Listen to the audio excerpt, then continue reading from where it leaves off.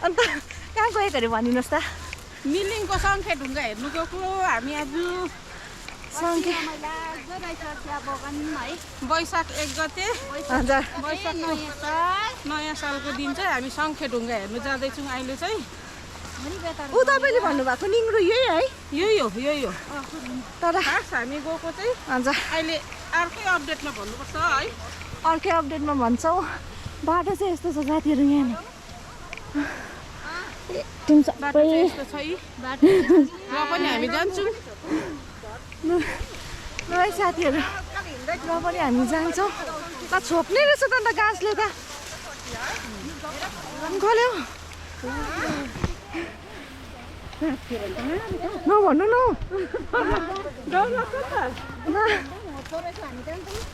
हामी त अर्को भएर हेर साथीहरू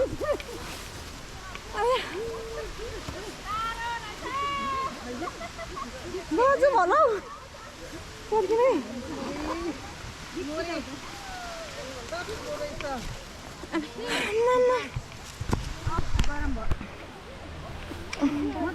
ल है साथीहरू बाटो चाहिँ कतै रहेछ निङ्गुरे पनि टिपेको छु मैले त यही भन्नुभएको होइन यही हो निङ्गुरे कुखुरे निङ्गुरे माथि रहेछ अन्त कुखुरे निङ्गुरेको चाहिँ सुप खानुपर्छ अदुवा हालेर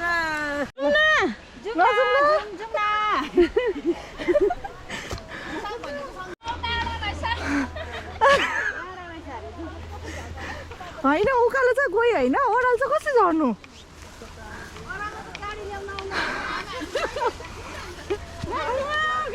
अझै टाढो छ ए पर्खिनै आउँदैछ आउँदैछ नि आयो तान्न न हेर साथी ए के दामी रहेछ है यो चाहिँ हाम्रो धेरै वर्ष पुरानो है जुत्ता जानुहुन्छ साथी यहाँ छ र धेरै पुरानो जग्गा हो र यहाँ चाहिँ हाम्रो आमा है बोजूहरूले भन्नुहुन्थ्यो कि यहाँ चाहिँ शङ्खा थियो अरे तपाईँको यो चाहिँ शङ्खाको हुन्छ अब एकदमै शङ्खैकै उयो छ है र अनि यसभित्र चाहिँ पहिला शङ्खा थियो अरे तपाईँको त्यस बेला चाहिँ यो कमानबारीहरू मसिनो मसिनो बुट्टाहरू थियो अरे कमानको भाका प्लान्टिङ गर्दै थियो अरे त्यो मऱ्यो भनेर चाहिँ यहाँनिर चाहिँ त्यहाँदेखि चाहिँ यो चाहिँ चुना लाएर चाहिँ यो उडेर गएको भन्छ र उडेर जाँदा चाहिँ अब धेरै नै के अरे यो गाउँ वारिपारि मिलिङ रम्बुक चाहिँ थर्काएर गएको भन्छ कहानी चाहिँ यसमै छ र अहिले यसलाई नै एकदम भगवानको रूपमा प्रत्येकले पूजापाठ गरिन्छ र बिहान बेलुका सेवा पूजा गरिन्छ जो भक्तजनहरू आउँछ उहाँहरूले सेवा पूजा चाहिँ गरिन्छ र यहाँनिर आउनुहुँदैछ ऊ हाम्रो आज शान्तिरानीका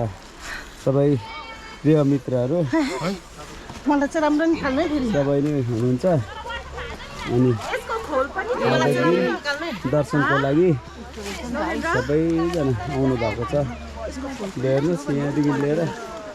तल सम्म छ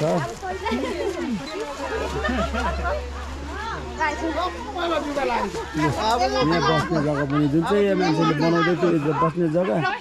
यो जग्गा चाहिँ तपाईँको यो पूजापाठ गर्नुको लागि बस्ने जग्गा बनाएको थियो बिचरा उहाँको चाहिँ स्वर्गवास भयो उहाँले पुरा गर्नु सकेन यो अहिले यतिमै थाती छ।